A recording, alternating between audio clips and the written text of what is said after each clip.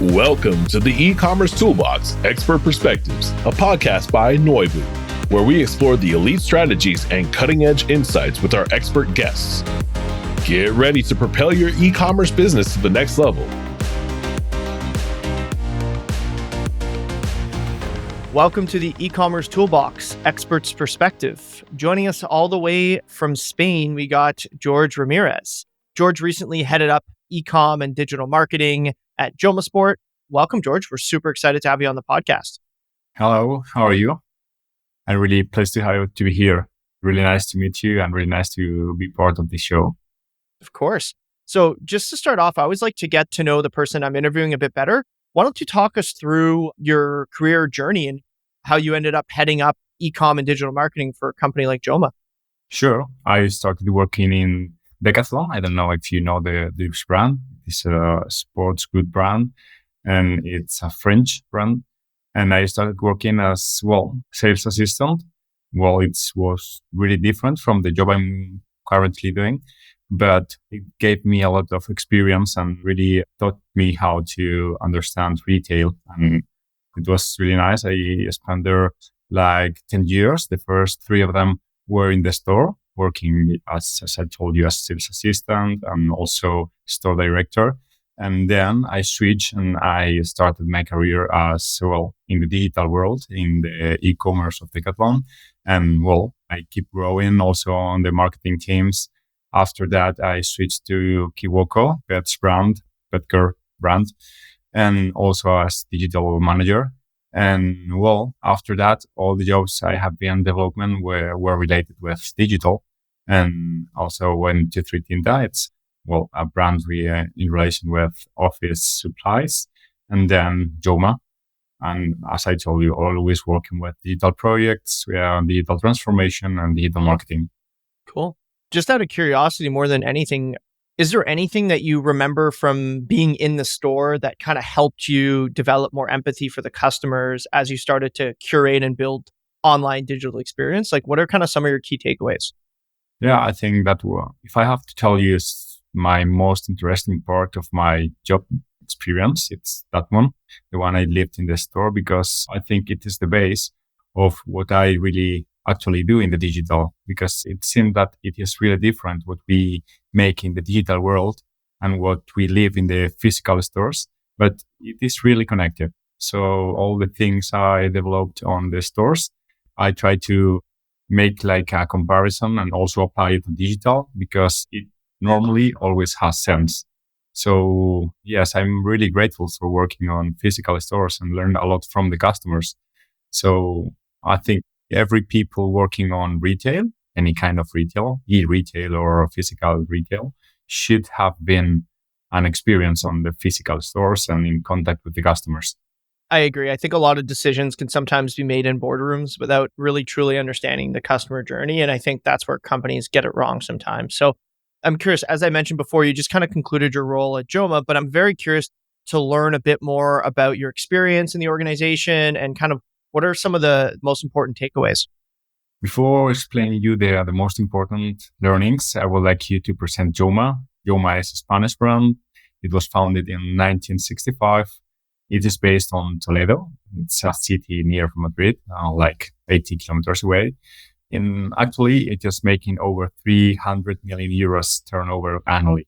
So just to make you an idea of what Joma is. Joma was the first family business I have been working for. The previous experience I had, as I told you, was on big corporations like Decathlon. So it is really different where I lived in Joma in comparison with where I lived in the other companies. There are a lot of pros and cons, as you can imagine, because family corporations are quite different. But one of the biggest learnings I had was that I need to be really good at bureaucracy, because the way you speak with the founder, the way you speak with, in this case, the family of the founder that was leading the company in the different areas, I think it's really important. And also, one of the most important things I learned is that sometimes you cannot set the rhythm of the company and the rhythm of your business unit. You need to follow and adapt the company's rhythm. And I think it's really important because, it's a family.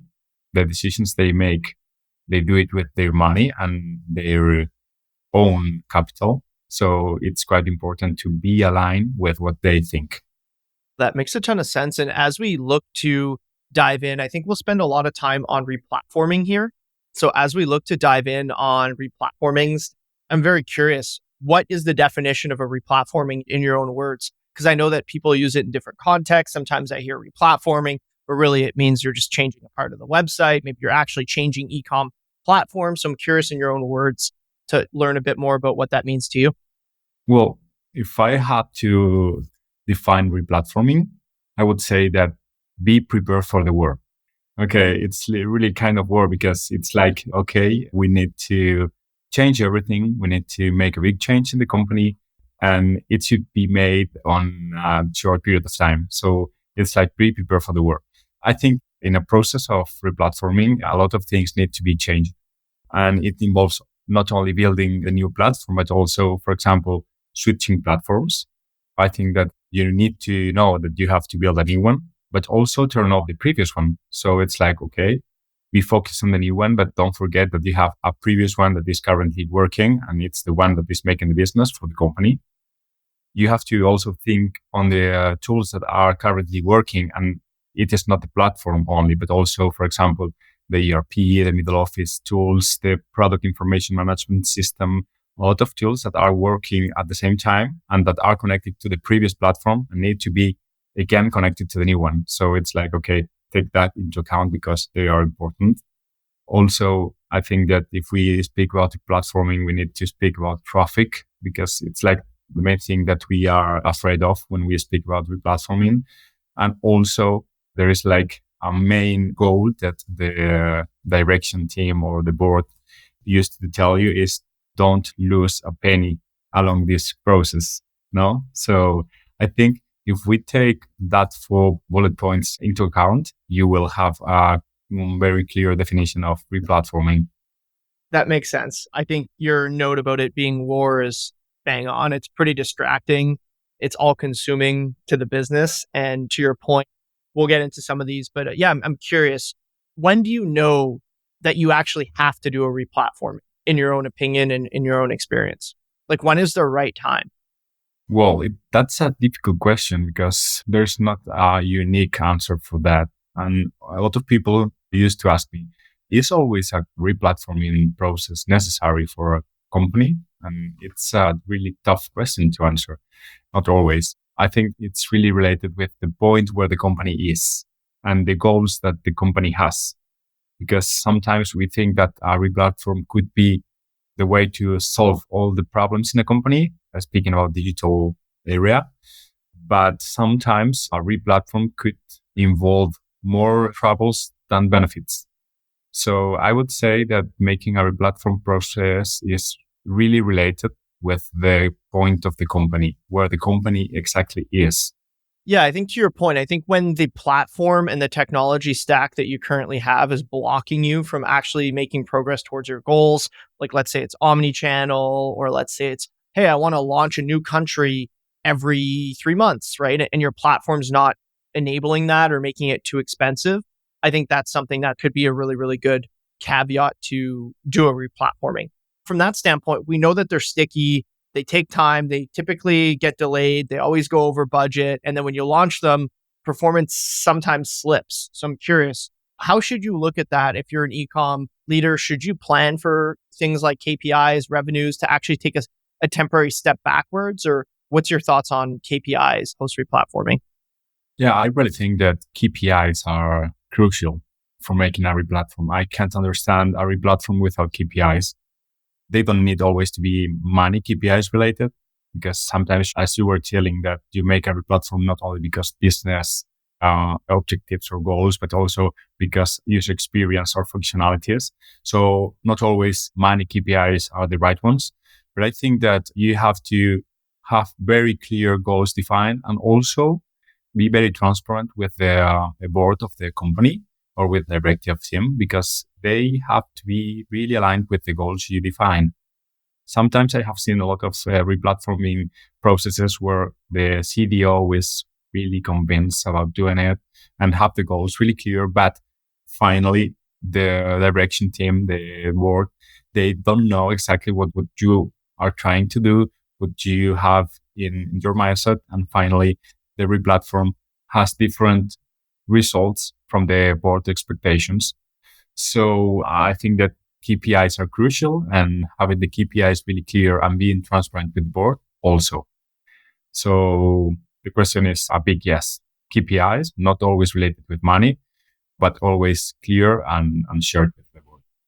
I think to your point as well, like especially when it's going to unblock something that's very important to the business, like launching in new countries quicker or developing a true omni-channel or doing personalization at scale. I think as soon as you launch it, to your point, especially because a lot of platforms get integrated into legacy ERPs or things like that, it's always going to be a bit messy and performance could take a hit. Your traffic could decrease. You could be directing people to 404s and broken pages, and AdSense could take a hit. So I think there's a lot of kind of complexities that come out of the backside of that. But obviously, a large part of your journey has been optimizing the customer experience. What are kind of some of the things that have you excited around basically the new tools and things that are coming to market, or how the platforms are evolving around customer experience and how you can kind of drive a better one? When I was thinking about replatforming in general, I was thinking that making a replatforming, as I was telling you, is not only about money and growing in monies, but also improving the user experience.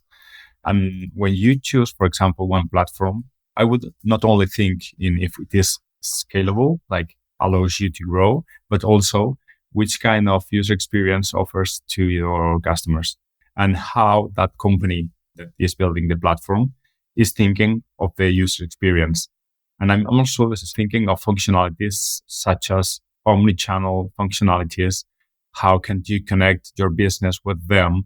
CRM functionalities, customer service functionalities. So I think that the user experience is crucial when you choose a platform, and it should be part of your roadmap and be part of how you build the platform you want to have in order to give the right answers to the customers and fulfill the expectations of customers. So if I have to speak, for example, right now of any functionality regarding user experience that I would always think is about, for example, CRM and artificial intelligence, for example, how to give the right answers and make it efficient. I would say also how to give a lot of responses to the customers in terms of omnichannel that I find is crucial for retailers. How can we connect not only customers with the digital part, but also with the stores and the physical? And I really find it really necessary, not only thinking about money goals, but also user experience goals and how you imagine how would be the connection between customers and the brand. I think that makes sense. I think what you're saying makes, especially for omnichannel retailers, and I know this has been a big push. How do you leverage CRM data? It's really hard to map if you have two separate systems from your CRM to your e-com platform. It's hard to like map the customer IDs. So how do you actually build like an omnichannel ID for your customer base so that whether they're coming online or they're going in a store and you're reading the notes, they're getting kind of like you're leveraging the previous experiences that they had to give them a better experience today. So that's a really good point. On that note, choosing a platform is kind of the $1 million idea and the $1 million question. What are some of the characteristics that you think of to choose the right platform for the right business? Well, here I think that there's not a perfect platform for every company. For example, I have been working for a lot of years with Salesforce, and it doesn't mean that it is the best one. And let me explain, because when I start into a new business, new company, new project, and they ask me for a replatforming, I first think of making a benchmark about which platform is the best one for the new project I am starting. I cannot give always the same answer to the question, which is the best platform. So understanding the needs of the business and making a match between the business goals and the platform's functionalities or what a platform offers is really important. I have been working for Salesforce, as I was telling you, for, 5, 6, 7 years. And I really find it a really interesting platform, but I wouldn't say that it's the perfect platform for every customer, for every project, for every company. And also, if I speak about replatforming, I would speak about money, about investment, about how many money want a company to invest in a project like this. because I think that the main goal every time is making the project and the business units profitable. So it doesn't make sense to be thinking of replatforming with a platform that costs more than what your P&L is able to support. So I think that there are like a lot of key points that you need to take into account, and always be matching the business goals with what platform can offer you, and make a comparison and see if it really fulfills and match in the most of the important things. So I am not thinking always of one platform. You need to take into account a lot of things. It's kind of like a first principles approach, right? If you look at the requirements of the project, and then you map that to the business, depending on the P&L size, depending on what it could support, and then from a maintenance standpoint, and then kind of mapping out the pros and cons towards the different platforms. Some are obviously cheaper, but maybe have less flexibility. And it depends on kind of not only where the business is today, but where you want to take it. George, as we look to close up, super curious. Last question I always like to ask guests is, what do you think the biggest challenge in e-com is today for people that are kind of at your level heading up e-com? Like, what do you think leading into 2024? What are some of the biggest challenges that you think they have? Well, 2024 has started really strong, in a strong way. I mean, we always think when we start the year that it has been a really tough year. And I have that feeling in the last, 4 or 5 years. And every time I start a new year, it's like, whoa, it's going to be a tough one. I think that 2024 is going to be again like this. But if I had to speak about big challenges of this year, I would say that we are going to experience a lot of changes, new changes. I were telling you, artificial intelligence is coming really strong. And we need to know how to adapt that new technology to the business necessities, to the business needs. And I think that we need to be really agile at that point and be conscious of using that new technology is really useful, but it's really new, and we need to be really sure of what we are doing. Like, making steps really fast, maybe in the future would be not the best option. So it's a mix between being really updated with that technology, but don't make things really fast. Yeah.